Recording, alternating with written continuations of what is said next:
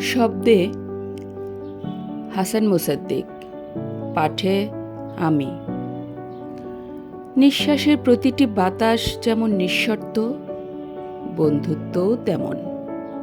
এখানে কোনো হিসেব নেই, কোনো বিষাক্ত প্রত্যাশাও নয়।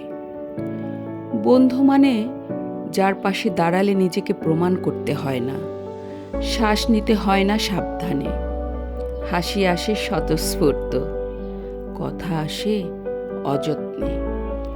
নীরবতাও এখানে অস্বস্তির নয়। এই বন্ধুত্বে দূষিত সন্দেহের প্রবেশ অনধিকার চর্চার মতো, কারণ বিশ্বাসী এর প্রাকৃতিক বায়ু।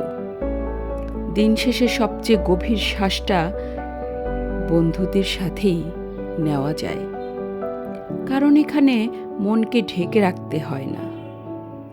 বন্ধুত্ব মানে একসাথে দীর্ঘশ্বাস নেওয়া, আবার একসাথে হালকা হয়ে ওঠা।